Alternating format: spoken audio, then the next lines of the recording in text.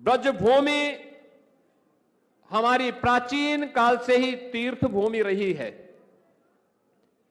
यहां मथुरा, वृंदावन, बरसाना, गोकुल, गोवर्धन, नंदगांव, बलदेव, ये सभी तीर्थ हजारों वर्षों से हर सनातन धर्मावलंबी के लिए एक नई प्रेरणा रही है।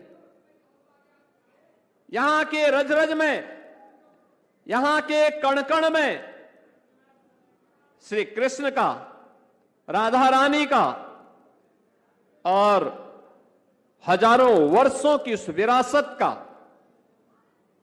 अंश आज भी श्रद्धालुजन ढूंढता है, उसके साथ अपना तारतम्य स्थापित करने का प्रयास करता है।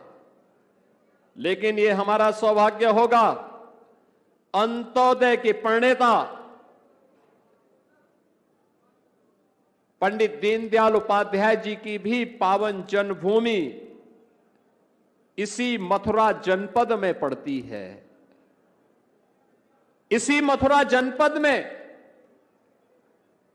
उनकी पावन जन्मभूमि होने का सौभाग्य प्राप्त हुआ है।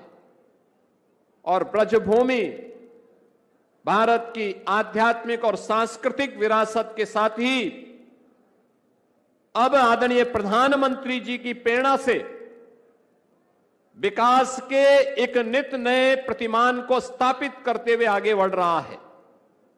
आज उत्तर प्रदेश आदरणीय प्रधानमंत्री जी की प्रेरणा से अब बीमारू राज्य नहीं है, बल्कि भारत की अर्थव्यवस्था का एक ब्रेक थ्रू बनकर के भारत की अर्थव्यवस्था का एक संबल बन रहा है।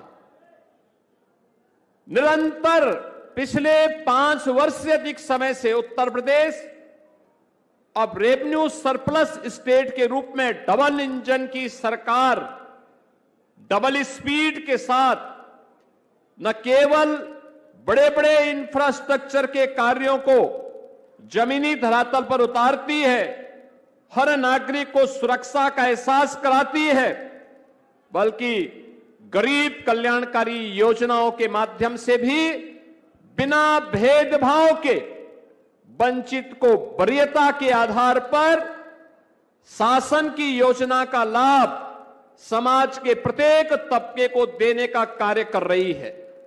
क्या नौजवान हो, क्या अन्नदाता किसान हो, क्या महिलाएं हो और क्या विरासत को सम्मान देने का कार्य या विकास की योजनाओं को बिना भेदभाव के गांव से लेकर के शहर तक प्रत्येक जगह प्रभावी ढंग से लागू करने का कार्य आज सब उत्तर प्रदेश के अंदर डबल इंजन की सरकार के माध्यम से देखने को, जानने को प्राप्त हो रहा है। अब उत्तर प्रदेश का नौजवान पहचान के लिए मोहताज नहीं है। देश के अंदर जहां कहीं भी जाता है अब वह कह सकता है कि मैं उत्तर प्रदेश का वासी हूं।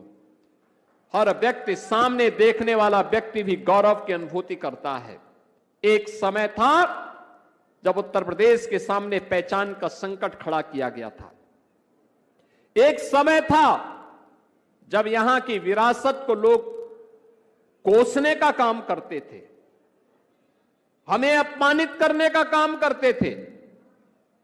बीमारू राज्य होने के नाते लोगों का दृष्टिकोण हमारे बारे में भिन्न था।